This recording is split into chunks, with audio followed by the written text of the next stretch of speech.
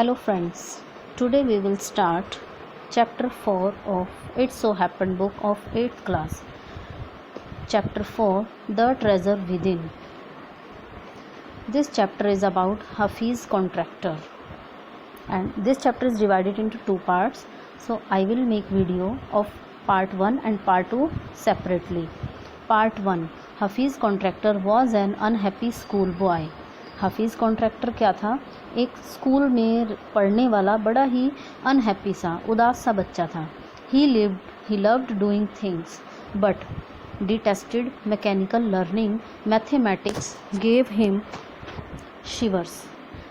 वह चीज़ों को करने में इंटरेस्ट लेता था, पर जो टेक्निकल एजुकेशन थी या मैकेनिकल लर्निंग थी उससे वो नफ़रत करता था और मैथ से तो वो दूर से ही कांपता था. What his principal once said to him influenced him deeply. तो एक बार उसके प्रिंसिपल ने उससे जो कहा उस बात का उसके ऊपर बहुत ज़्यादा असर पड़ा.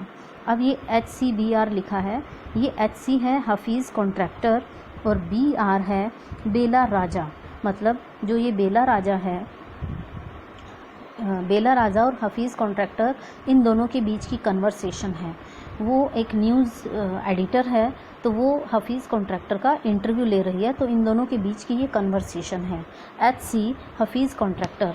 आई use to have this terrible nightmare only now over the last 4 to 5 year it seems to have disappeared.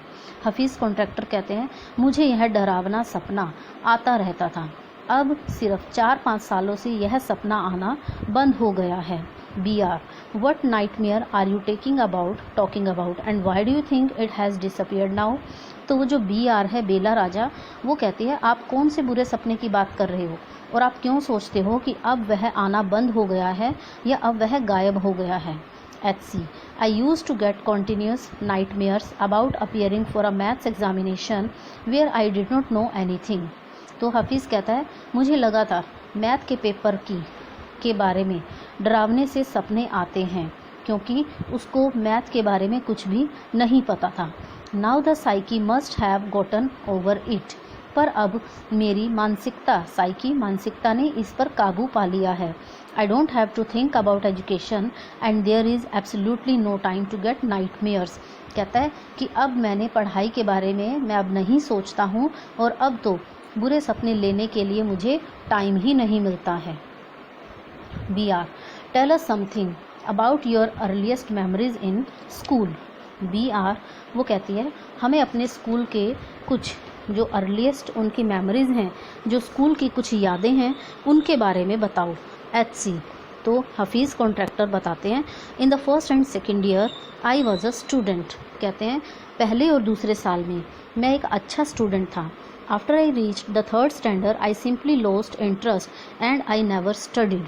कहते हैं जब मैं थर्ड क्लास में पहुंचा तो उस टाइम पर मेरी पढ़ाई में जो इंटरेस्ट था वो बिल्कुल ख़त्म हो गया था और मैं पढ़ना ही नहीं चाहता था. I use to be interested in games, running around, playing jokes and pranks on others.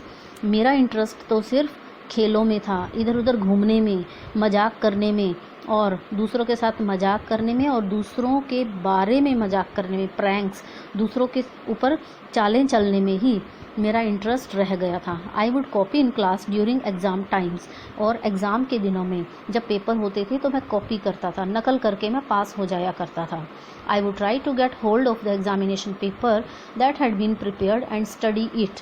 तो मैं जो और बच्चे अपना क्वेश्चन पेपर कर लेते थे तो उसको मैं उनसे खींचने की कोशिश करता था और फिर उसे पढ़ लेता था. As I could not remember things that had been taught to me in class. क्योंकि जो क्लास में पढ़ाई गई बातें होती थी मैं उन्हें याद नहीं रख सकता था. However later one sentence spoken to me by my principal changed my life. कहता है फिर एक बार मेरे प्रिंसिपल ने मुझे एक बार ऐसा सेंटेंस बोला, ऐसी बात बोली जिसने मेरी पूरी लाइफ को ही बदल कर रख दिया. When I approached my 11th standard, the principal called me and said. जब मैं 11वीं क्लास में पहुंचा तो प्रिंसिपल ने मुझे बुलाया और कहा, लुक हियर सन, बेटे देखो, I have been seeing you from day one. मैं पहले दिन से तुम्हें देख रहा हूँ। You are a good student but you never studied. तुम एक बहुत अच्छे स्टूडेंट हो पर तुमने कभी भी पढ़ाई नहीं की। I have taken care of you till today. मैंने आज तक तुम्हारा ध्यान रखा है। Now I can no longer take care of you as you do it your self.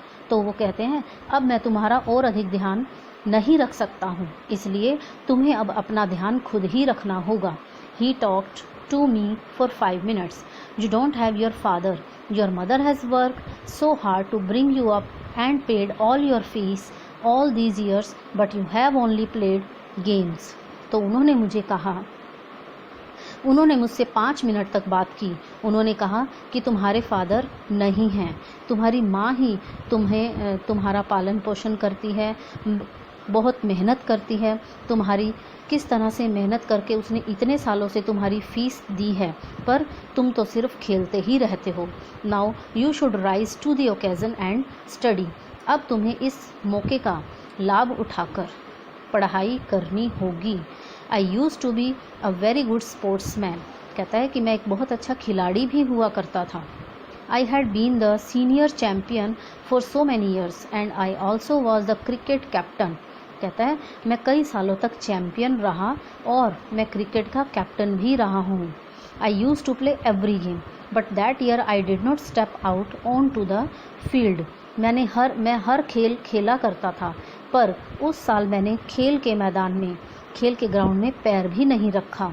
I would go for prayers and all I could do was eat and study.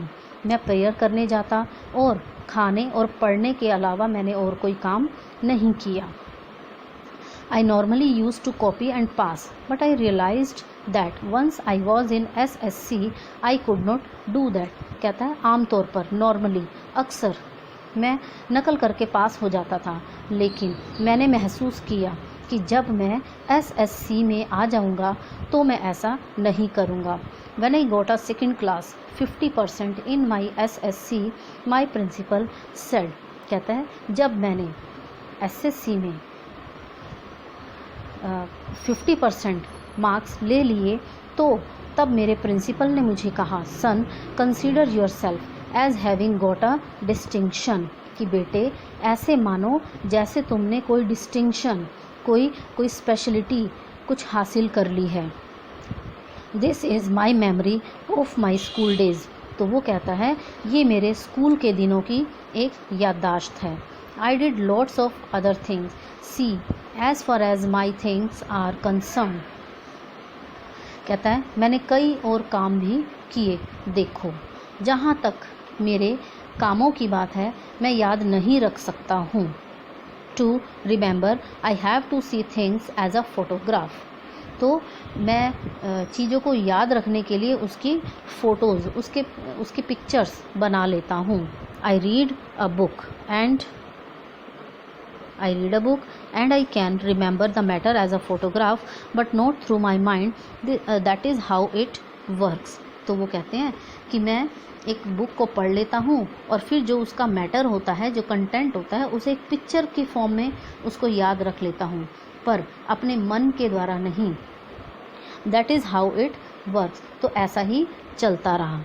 BR When you were in school and you were doing badly, did the teachers pull you up and how did you feel? तो BR बेला राजा पूछती है जब आप school में थे और school में आपकी परफॉर्मेंस अच्छी नहीं थी तो क्या आपके टीचर आपकी खिंचाई करते थे या आपको मारते थे, तो आपको कैसा लगता था? I never felt anything on being pulled up. तो वो कहते हैं कि मुझे खिंचाई जैसी तो कभी कोई बात लगी ही नहीं।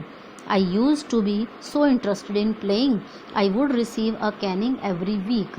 तो कहते हैं मुझे तो सिर्फ मेरा तो खेलने में ही इंटरेस्ट रहता था, तो मुझे कैनिंग हर हफ्ते डंडे भी पड़ते थे। BR When you knew that you had incurred the wrath of your teacher by not doing your homework and by behaving badly, when you knew you would get a caning, what was the state of your mind?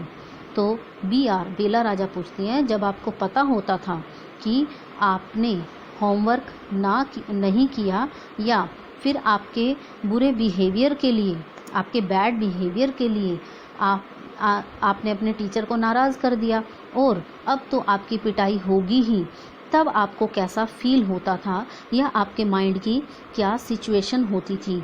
बिया HR HC state of mind, just lift up the hand and they would can you. कहता है क्या मन की दशा, क्या बस मुझे हाथ उठाना पड़ता था और वो आपको कैनिंग करते थे, वो मुझे डंडा लगाते थे। It would hurt badly and then I would have to forget about it because I would want to go and play. इससे बहुत ज़्यादा दर्द होता था और तब मुझे इसको भूलना भी होता था क्योंकि मुझे तब जाकर खेलने की इच्छा होती थी। HC you never felt insecure और थ्रेटन्ड, तो वो BR बेला राजा कहती है आपने कभी भी इनसिक्योर या डरा हुआ कभी महसूस नहीं किया। HC I was just interested in playing and nothing else, मेरी खेलने के सिवाय और किसी काम में इंटरेस्ट नहीं होता था। I was most interested in funny pranks, और दूसरों के साथ मजाक करना, अटखेलियाँ करना, इसमें मैं ज़्यादा इंटरेस्ट लेता था। One day I did not want to study, एक दिन मैं पढ़ना नहीं चाहता था। So I created a distraction for 1 whole hour we played चोर पुलिस, तो मैंने एक दिन मैं पढ़ना नहीं चाहता तो मैंने एक खुराफात, एक शरारत की। पूरे 1 घंटे तक हम चोर पुलिस खेलते रहे। Every Saturday we were allowed to go in to town to see a movie, हर शनिवार को हमें शहर जाकर फिल्म देखने की परमिशन होती थी। So that I would do was have no lunch and collect money from 40 to 50 students, तो मैं ऐसा करता था कि दोपहर का खाना नहीं ले जाता था और 40-50 स्टूडेंट्स से, बच्चों से पैसे इकट्ठे कर लेता था and run and by the tickets, और फिर पैसे इकट्ठे करके टिकट खरीदने के लिए भाग जाता था। On my way back I would eat to my heart's content, और लौटते समय, वापस आते टाइम मैं उस बचे हुए पैसों से अपना पेट भर लेता था। I use to be the leader of gang, मैं अपने गैंग का लीडर होता था। We would have gang fights and plan strategies, हम गैंग की लड़ाइयाँ और प्लानिंग भी करते थे। These things use to interest me more than any academic, ये चीज़ें मुझे किसी प्रकार की पढ़ाई से ज़्यादा अच्छी लगती थी। Students use to book my text books, बच्चे मेरी टेक्स्ट बुक, जो मेरी किताबें होती थी, उनको बुक कर लिया करते थे। फॉर द फॉलोइंग ईयर, अगले साल के लिए वो रिज़र्व कर लेते थे मेरी books, because they were almost brand new, क्योंकि वो तो हमेशा नई ही होती थी। I probably open them 1 day before exams, मैं मुश्किल से ही उनको अपने एग्ज़ाम, अपने पेपर से 1 दिन पहले ही खोलता था, इसलिए मेरी किताबें हमेशा नई ही होती थी।